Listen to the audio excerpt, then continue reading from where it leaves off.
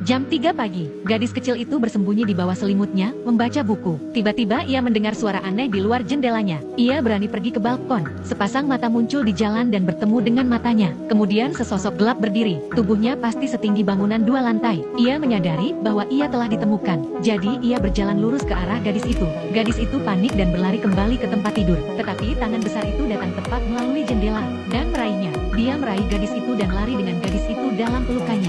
Dia sangat cepat dan penyamaran yang cukup bagus. Seorang pejalan kaki melintas.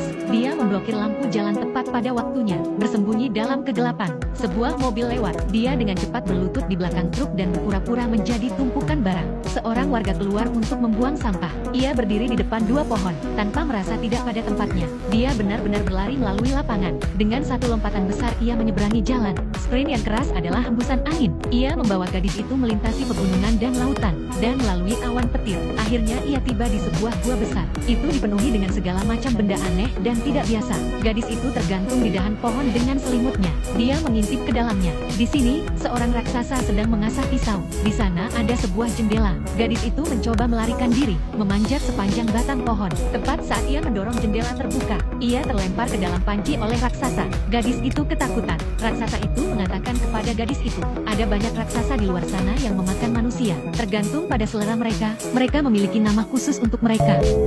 Me? You think because I'm a giant that I'm a man gobbling cannibal? Gadis itu bahkan lebih ketakutan. Pria raksasa tua itu menghampirinya dengan wajahnya. Anda berpikir karena saya seorang raksasa.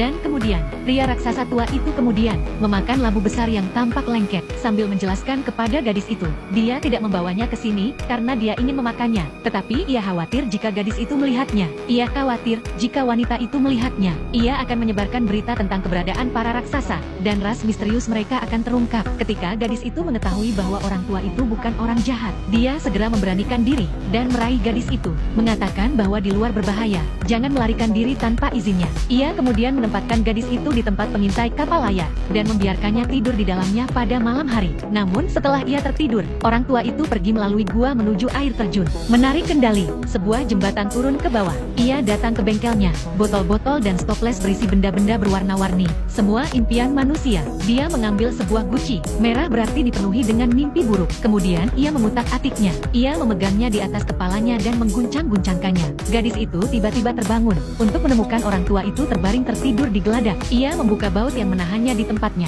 Ia menyodok jendela dengan galak. Gadis itu berhasil melarikan diri, berlari melewati rerumputan yang lebih tinggi dari dirinya. Tiba-tiba sebuah tangan besar menerobos bumi dan menghalangi jalan gadis itu. Gadis itu berteriak minta tolong, tetapi orang tua raksasa yang tidak jauh dari sana memilih untuk duduk diam saja. Gadis itu tertangkap tinggi di udara. Saat berikutnya dia akan jatuh ke dalam mulut jurang. Ketika gadis itu terbangun lagi untuk menemukan dirinya duduk di menara pengawas dalam keadaan utuh, ternyata orang tua itu baru saja menanamkan mimpi buruk dalam dirinya untuk mencegahnya melarikan diri. Ia telah menanamkan mimpi buruk dalam dirinya. Di pagi hari, orang tua itu sedang minum minuman hijau. Gadis itu menyadari bahwa gelembung-gelembung di dalamnya mengarah ke bawah. Dia belum pernah melihat minuman bersoda yang aneh seperti itu. Jika gelembung ke atas membuat Anda bersendawa, Nama.